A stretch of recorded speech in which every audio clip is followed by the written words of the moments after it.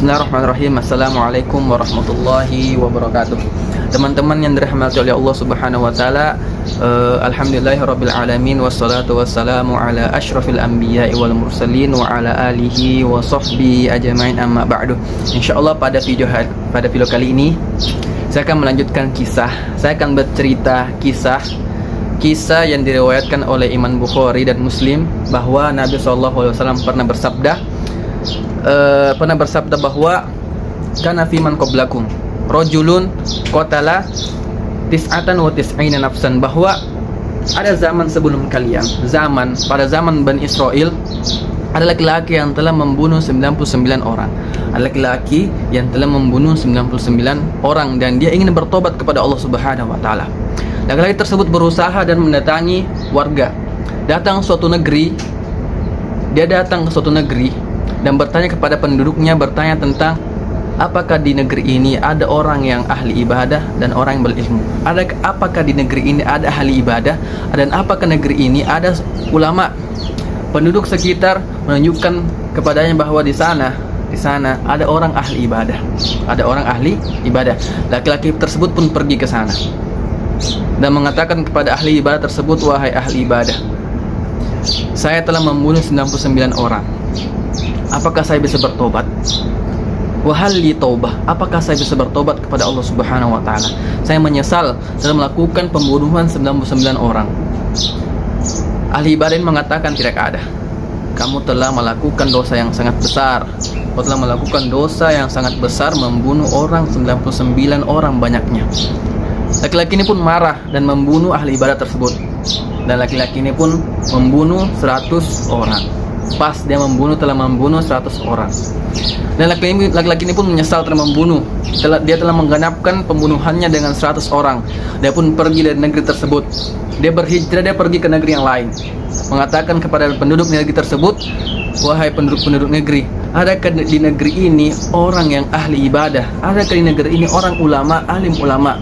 Penduduk negeri menyuruhnya datang ke suatu laki-laki di sana. Penduduk negeri mengatakan bahwa di sana ada laki-laki yang berilmu dan ahli ibadah. Sebelum tadi, di negeri sebelumnya dia hanya mendapatkan ahli ibadah, bukan ahli ilmu, bukan orang yang berilmu, tetapi dia mendapatkan ahli ibadah.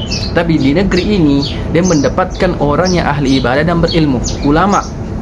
Dia bertanya kepada ulama tersebut, wahai ulama, saya telah membunuh 100 orang. Menceritakan kisahnya sebelumnya bahwa saya telah membunuh 99 orang dan setelah itu saya membunuh 1 orang di perjalanan. Jadi pas saya telah membunuh 100 orang. Apakah tobat bagiku? Apakah ada tobat bagiku? Apakah aku bisa bertobat? Dan alim ulama ini mengatakan bisa. Laki-laki tersebut merasa lega bahwa ternyata dia bisa bertobat setelah membunuh 100 orang. Laki-laki ini mengatakan, bagaimana caranya aku bisa bertobat? Saya telah menyesal telah membunuh 100 orang. Ahli ibadah ini, ahli ilmu ini, ulama ini mengatakan, pergilah suatu negeri di ujung sana.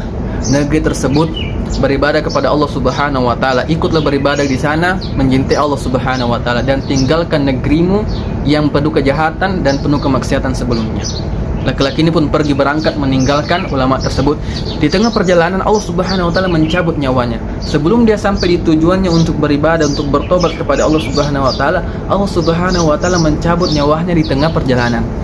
Turunlah malaikat rahmat dan malaikat azab kepadanya, mengatakan bahwa malaikat azab mengatakan, inilah penghuni neraka, saya ingin membawanya menuju neraka. Tetapi malaikat rahmah melarangnya, jangan, tidak. Malaikat rahmat mengatakan, tidak, ini laki-laki termasuk penghuni surga karena dia ingin bertobat kepada Allah Subhanahu wa taala. Malaikat azab mengatakan, tidak, dia penghuni neraka karena dia belum pernah melakukan satu amal kebaikan pun. Dia telah membunuh 100 orang dan dia belum melaksanakan satu kebaikan dan satu amal kebaikan sebesar pun. Dan Allah Subhanahu wa taala di tengah perselisihan tersebut antara malaikat azab, malaikat rahmah yang ingin membawa laki-laki tersebut menuju surga dan malaikat azab ingin membawa laki-laki tersebut menuju neraka, Allah Subhanahu wa taala menurunkan malaikat yang menyerupai laki-laki, mengatakan bahwa Allah Subhanahu wa taala mengatakan, ukurlah yang manakah yang dekat, ukurlah jarak di antara kedua, di antara tempat beribadah dan antara tempat asalnya tempat kemaksiatan, yang mana lebih dekat? Jika laki-laki tersebut lebih dekat menuju rahmat Allah Subhanahu wa taala, tempat kebaikan, maka dia penghuni surga. Dan jika laki-laki tersebut lebih dekat dengan tempat asalnya tempat kemaksiatannya, maka dia termasuk penghuni neraka. Malaikat pun mengukurnya, dan ternyata hasilnya, subhanallah, ternyata hasilnya laki-laki tersebut lebih dekat menuju tempat yang baik, tempat untuk beribadah kepada Allah Subhanahu wa taala. Begitulah kisah yang diriwayatkan oleh Imam Muslim Bukhari di hadis Rasulullah SAW.